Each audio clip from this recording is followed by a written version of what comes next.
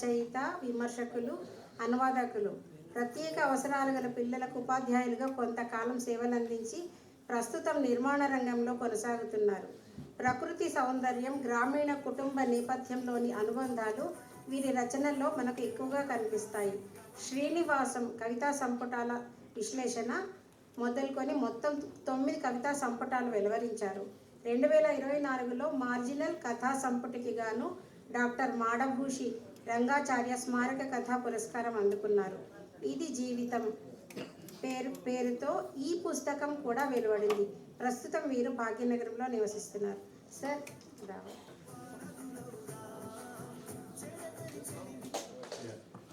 ఈ మొదటి సెషన్లో చివరి ప్రసంగం అండి. సో సార్ మనకు ప్రామిస్ చేశారు, అందరినీ ఇంకెక్కువ ఆకలికి పెట్టకుండా 10 నిమిషాల్లో ఫినిష్ చేస్తానని. కాగానే మనం భోంచేద్దాం. Thank you.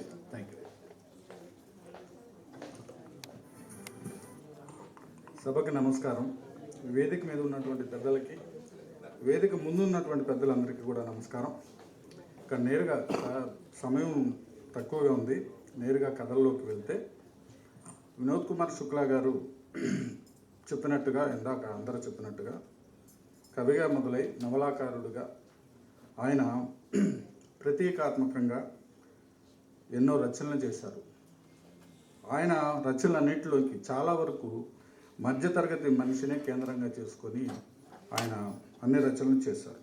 అయితే ఈ మధ్యతరగతి మనిషిని చెప్పేటప్పుడు ఒక సాధారణమైనటువంటి కథగానో లేకపోతే నవలగానో చెప్పకుండా ఆయన ఒక విభిన్నమైనటువంటి శైలిని, ఒక విభిన్నమైనటువంటి పద్ధతిని ఎంచుకొని ప్రతి విషయాన్ని కూడా, ప్రతి వాక్యం వెనుక కూడా చాలా లోతైన తాత్వికత గల అర్థం వచ్చేటటువంటి వాక్యాలు రాశారు. ఎన్నో మధ్యతరగతి మనస్తత్వాలను చెప్పేటప్పుడు ఆయన ఎన్నో ప్రతీకలను తీసుకొని, ఎన్నో మెటఫర్లను తీసుకొని దాని వెనుక మధ్యతరగతి మనుషుల యొక్క మనస్తత్వాన్ని, వాళ్ళ మధ్యలో ఉండేటువంటి అనేక ఇబ్బందుల్ని మనకు తెలియజెప్పే ప్రయత్నం చేశారు. ఈయన పేడ్ పర్ కమ్రా అనేటువంటి ఒక కథా సంకలనం, ఏక్ దూర్గాకి రాత్ అనేటువంటి ఒక కథా సంకలనం, బ్లూ ఈజ్ లైక్ బ్లూ అనేటువంటి ఇంగ్లీష్లో వచ్చినటువంటి ఒక కథా సంకలనం, గోడా ఔర్ అన్య కహానియా అనేటువంటి ఒక కథా సంకలనం, ఇంకా నేటి వరకు ఇంకా కూడా ఆయన కథా సంకలనాలు చాలా వచ్చినాయి. అయితే ఆయన కథా సంకలనాల్లో మనం ఒక 3-4 కథలను కనుక మనం తీసుకున్నట్టయితే, ఇందాక చెప్పినట్టు పేడ్ మే కమ్రా అంటే చెట్టు మీద ఒక గది. చెట్టు మీద ఒక గది ఉండటం ఏమిటి, ఆ గదిలో మధ్యతరగతికి చెందినటువంటి ఒక కుటుంబం ఉండడం ఏమిటి, వాళ్ళ జీవితంలో రోజువారీ జరిగేటువంటి సంఘటనలు, కీచులాటలు అవన్నీ అక్కడ జరగటం ఏమిటి, ఇలాంటి చెట్టు మీద గది ఉండటం అనేది అసాధ్యం కదా. ఇలాగా ఒక మధ్యతరగతి జీవితాన్ని మనకు చెప్పేటప్పుడు ఆ మధ్యతరగతి జీవితాల్లో అసాధ్యంగా ఉన్నటువంటి సంఘటనల్ని మనకి చెప్పడానికి ఆయన ఒక అసాధారణమైనటువంటి ఒక మెటఫర్ని తీసుకొని మనకి చెప్పే ప్రయత్నం చేస్తుంటారు. ఆ మధ్యతరగతి సంక్లిష్టతల వెనకాల ఇలాంటి గదిని, ఒక గదినో, ఒక ఏనుగునో, ఒక కిటికీనో, లేకపోతే ఒక షర్టునో, ఒక టీ కప్పునో, ఇలాగా ఒక ప్రతీకను ఒక దాన్ని తీసుకుంటారు ఆయన. ఆ ప్రత్యేకత సాదృశ్యంగా మనకి ఆ మధ్యతరగతి జీవితాలని మనకు అర్థం చేయించే ప్రయత్నం చేస్తారు. అయితే ఈ మధ్యతరగతి జీవితంలో ఎప్పుడు కూడా ఆయన చెప్పేటువంటి గదులు, కిటికీలు, గోడలు, వీటిలన్నింటిలో కూడా గదులు ఎప్పుడు కూడా ఆయన ఒకే గది ఉంటుంది. ఆ ఒక్క గదిలోనే మధ్యతరగతి మనుషులు జీవిస్తూ ఉంటారు. ఆ గది ఖాళీగా ఉంటుంది, ఆ గది ఇరుకుగా కూడా ఉంటుంది. అంటే ఆ మనుషుల మధ్యలో పేదరికం వల్ల కానీ, వాళ్ళు పడే బాధల వల్ల కానీ, వాళ్ళు పడే ఇబ్బందుల వల్ల కానీ ఆ గది ఇరుగ్గా ఉంటుంది. అలాగే వాళ్ళ ఆశలు లేదా వాళ్ళ భవిష్యత్తు కోరికలు ఖాళీగాను ఉంటాయి. ఒకే దీంట్లో ఆయన ఆ 2 సందర్భాలని చెప్పడానికి ప్రయత్నం చేస్తాడు. ఎందుకంటే చాలామంది కవులుగాను ప్రతీకాత్మకమైన కవిత్వం మనకి చాలామంది రాశారు. అయితే మనకి కథల్లో, నవలల్లో ఇలాగా ప్రతి వాక్యం ఆలోచించి రాయడము, అలాగే ప్రతి వస్తువుని మధ్యతరగతికి ప్రతీకగా నిలబెట్టడము మన వినోద్ కుమార్ శుక్లా కథల్లో మనకు ప్రత్యేకంగా మనకు కనిపిస్తుంది. సో ఇంకో కథ మనం తీసుకున్నట్టయితే జనాజా అనే కథ ఉంది. జనాజా అని అంటే శవపేటిక అనేటువంటి ఒక అర్థం వస్తుంది మనకి. ఒక మధ్యతరగతి ఇళ్లలో ఇంట్లో ఒక వ్యక్తి చనిపోతాడు. చనిపోతే ఆ శవాన్ని బయటికి తీసుకురావడానికి శవపేటికను తీసుకొచ్చి ఆ శవాన్ని అందులో పెట్టి బయటికి తెచ్చే ప్రయత్నం చేస్తారు. బయటికి తెచ్చే ప్రయత్నం చేసినప్పుడు ఆ శవపేటిక తలుపుకి అడ్డం పడిపోయి ఆ శవపేటిక తొందరగా బయటికి రాదు. వాళ్ళు చాలా ప్రయత్నం చేస్తారు. వాళ్ళది ఆ శవపేటికను బయటికి తీసుకురాలేరు, అది లోపలే ఉండిపోయింది. ఇక వాళ్ళకి ఆందోళన మొదలవుతుంది. ఈ శవపేటికని ఏం చేయాలి ఇప్పుడు? అదేమో తలుపులోంచి బయటికి రావట్లా. పోనీ ఆ శవాన్ని బయటికి తీసుకొచ్చి దాన్ని వంచి తీసుకొద్దామా? టైం అయిపోతుంది. మనుషులు బయట మనకున్నటువంటి సమాజం ఏమనుకుంటుంది, సమాజంలో ఉండే వ్యక్తులు ఏమనుకుంటారు, మన గురించి ఏమనుకుంటారు, ఈ శవాన్ని ఇంట్లో పెట్టుకుంటే ఏమనుకుంటారు, ఈ శవాన్ని ఎంత తొందరగా మనం వదిలించుకుంటే అంత మంచిది. అంటే అప్పుడు దాకా మన మధ్య నివసించినటువంటి ఒక వ్యక్తిని ఎంతగా తొందరగా వదిలించుకుంటామా అనే దాని మీద మధ్యతరగతి స్వభావం మీద సమాజం వేసే పాత్ర గురించి ఆయన జనాజా అనే కథలో మనకి చెప్పే ప్రయత్నం చేస్తారు. ఈ చిన్న సంఘటన ఎలా ఉంటుందంటే, శవపేటకి ఇరుక్కుపోవడం అనేది మధ్యతరగతి మనిషి కూడా తన జీవితంలో ఇరుక్కుపోయాడా, తన భావాల్లో, తన సందిగ్ధాల్లో వీటిల్లో ఇరుక్కుపోయాడా అనేటువంటి ప్రతీకాత్మకంగా ఆయన చెప్పే ప్రయత్నం చేస్తాడు. ఇంకో కథ విషయంకి వస్తే, బియాబాన్ మే ఏక్ దిన్ అంటే ఒక ఒంటరిగా ఉన్నటువంటి ఒక ప్రభుత్వోద్యోగిని తీసుకెళ్ళి ఒక ఎడారిలో ఉన్నటువంటి ఒక మారుమూల గ్రామంలో పోస్టింగ్ ఇస్తారు. అక్కడ అతను ఏం చేస్తుంటాడంటే, ఎక్కడికైనా వెళ్ళడానికి ఒక బస్సు కోసం వెయిట్ చేస్తూ ఉంటాడు. ఆ కథలో ఆ బస్సు ఎప్పటికీ రాదు, వేచి చూస్తూ ఉంటాడు. కథ ఇదే. దీంట్లో ఈ ఆలోచనల వెనుక మధ్యతరగతి ఆలోచనలు అతను చెప్పుకుంటూ పోతాడు. అంటే ఒక మధ్యతరగతి మనిషి జీవితం కూడా ఏదో ఒక వస్తువు కోసము, ఏదో ఒక దీనికోసం ఎదురు చూడటంలోనే అతని జీవితం అంతా కూడా గడిచిపోతుంది అని చెప్పడానికి ప్రతీకాత్మకంగా ఈ కథని ఉపయోగిస్తాడు. అట్లనే ఏ గావ్ అనేటువంటి ఒక కథ ఉంది. అప్నా గావ్ అనే కథ. అప్నా గావ్ అంటే నా గ్రామం. నా గ్రామం అనేది ఒక ఆయన ఎక్కడో ఉండి వచ్చి మళ్ళీ గ్రామంని వెతుక్కుంటూ తిరిగి వస్తాడు. ఆయన గ్రామం కనపడదు. ఎక్కడికి పోయింది నా గ్రామం, ఇదంతా ఇక్కడే ఉండాలి కదా నా గ్రామం అని చూస్తే ఆ గ్రామం అంతా కూడా ఒక బస్ స్టాండ్ అయిపోయి ఉంటుంది. గ్రామం అంతా కూడా తీసేసి ఒక బస్ స్టాండ్గా, అదే చిన్న గ్రామాలు ఉంటాయి కాబట్టి ఒక బస్ స్టాండ్గా అది తయారైపోయి ఉంటుంది. అంటే గ్రామం పోయి ఒక బస్ స్టాండ్గా నిలవైపోవడం అంటే తన మూలాలు, తన గ్రామం పోవడం, ఇదంతా కూడా ఆయన ఒక ప్రతీకాత్మకంగా కూడా ఈ కథలో చెప్పే ప్రయత్నం చేశారు. అదే ఇందాక సారు శ్రీనివాసరావు గారు చెప్పినట్టు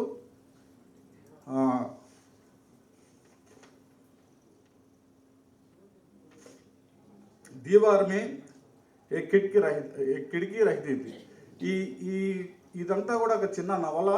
ఈ నవల అంతా కూడా ఒక మధ్యతరగతి జీవితం గురించి, ఒక కిటికీలోంచి మన ప్రపంచం చూస్తున్నప్పుడు దాంట్లో ఒక మనిషిలో చెలరేగే భావాలు ఏమిటి, ఆ కిటికీ మూసుకుపోయిన తర్వాత ఆ మనిషిలో చెలరేగే భావాలు ఏంటి, ఈ రెండింటి కాంట్రాడిక్షన్ ఏమిటి, సమాజంతో ఒక మధ్యతరగతి మనుషులు ఎలాగా ప్రపంచంతో వ్యవహరిస్తుంటారు, కిటికీ ఉన్నప్పుడు ఏంటి, లేనప్పుడు ఏమిటి, ఈ కిటికీ కూడా ఒక సజీవమైన పాత్రలాగా ఆ నవలలో మన కళ్ళ ముందు వస్తుంది. అట్లానే చాలా విషయాలు అంటే సజీవమైనటువంటి రూపం తీసుకొని, వస్తువులన్నీ కూడా ఒక సజీవతన రూపం తీసుకొని మనిషితో మాట్లాడేటువంటి ప్రయత్నం చేస్తాయి. అన్ని కథల్లో కూడా అవన్నీ చిన్నవి, ఒక టీ కప్పు, ఒక నౌకరు వేసుకునే చొక్కా, లేదు ఒక బస్ టికెట్, లేదు ఒక గోడలో ఒక కిటికీ, ఇలాగా ఒక్కొక్క వస్తువు జీవితంలో, మధ్యతరగతి జీవితాల్లో మనకు కనిపించేటువంటి ప్రతి వస్తువు కూడా మన కథలో, మన జీవితాల్లో భాగమై మనతో సంభాషించే ప్రయత్నం చేస్తుంది. తనమైనటువంటి భావాలను కూడా చెప్పే ప్రయత్నం చేస్తుంది. సో ఇట్లాంటి కథలన్నీ కూడా మనం అంటే సాధారణంగా అందరూ కథలు రాసుకుంటారు, కానీ ఇట్లాంటి ఒక లోతైన భావాలతో ప్రతీకాత్మకంగా మెటఫర్లు ఉపయోగించి మధ్యతరగతి జీవితాన్ని ఎలివేట్ చేసినటువంటి అరుదైన రచయిత నేను చదివిన వాళ్ళలో. నాకు మొదట శుక్లా గారి, నేను స్వతహాగా కవిని కాబట్టి శుక్లా గారి కవిత్వం నాకు చాలా ఇష్టం.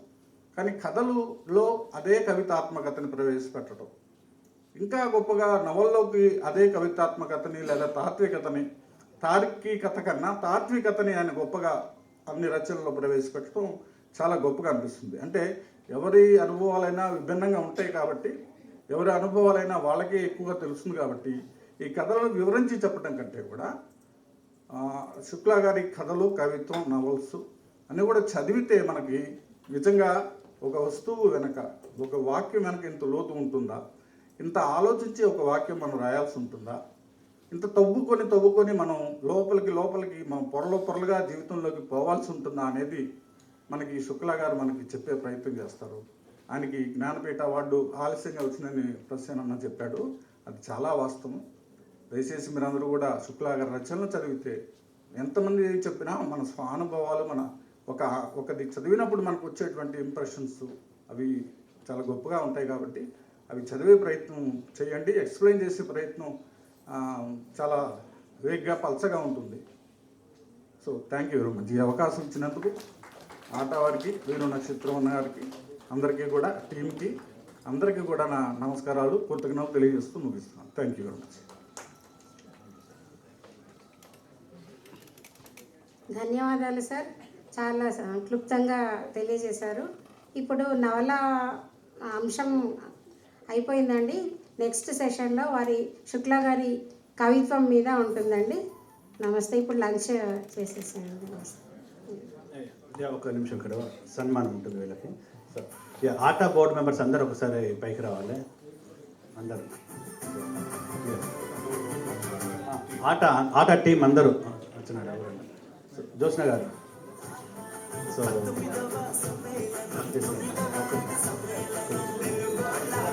ఇప్పుడు ఆట టీం ఆధ్వర్యంలో మనకి చిరు సత్కారము. ముందుగా ప్రసేన్ గారు ఒకసారి అండి.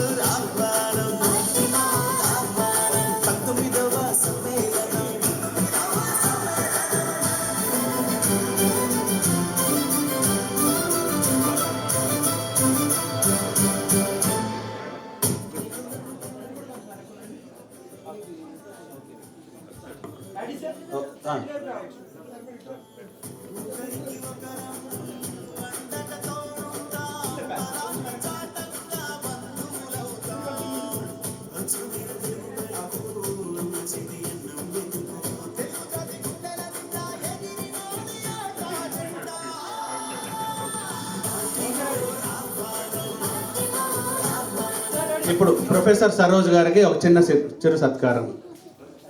తర్వాత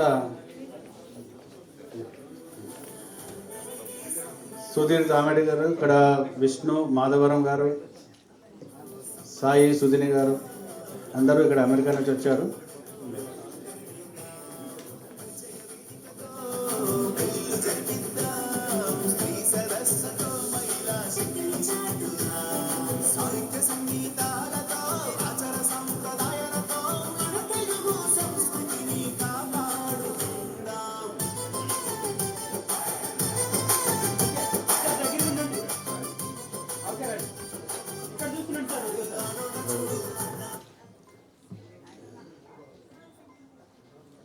ఇప్పుడు డాక్టర్ పేరిశెట్టి శ్రీనివాసరావు గారు.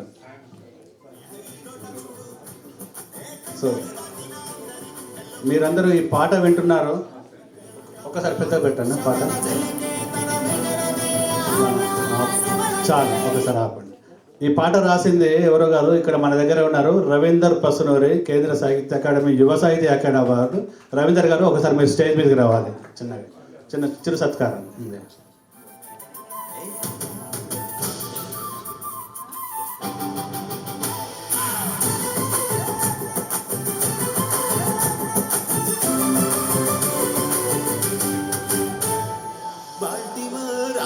ఓకే, సుమన్లత గారు.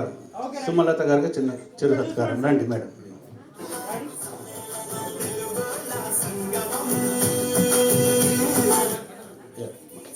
మన తర్వాత పెద్ద గ్రూప్ ఫోటో దిగుదాం అందరితోటి కలిసి. ఒకసారి ఎక్కువ అయిపోయింది. సుమలత గారికి ఉండండి సార్.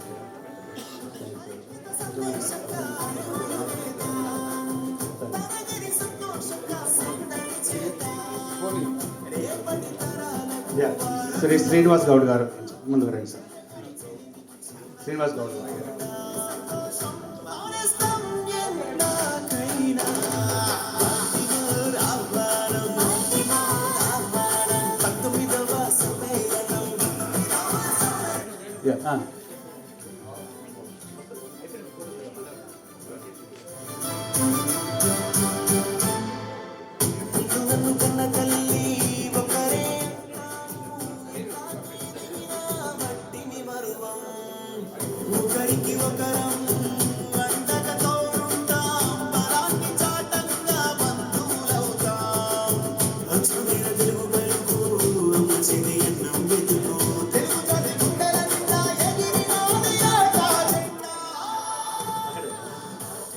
రవీందర్ పసునూరి గారికి వచ్చిన చిరు సత్కారం. రండి.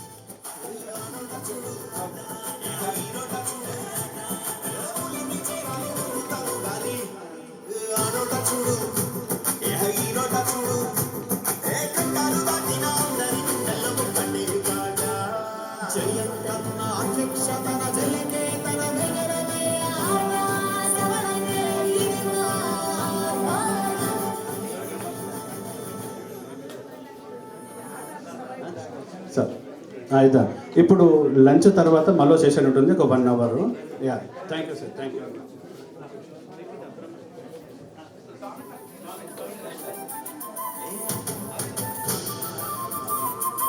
సో ది ల్యాండ్ అనే ఒక పుస్తకము, దాంట్లో మన జయంత్ అన్న స్టోరీ వచ్చింది, తర్వాత నాది కూడా వచ్చింది.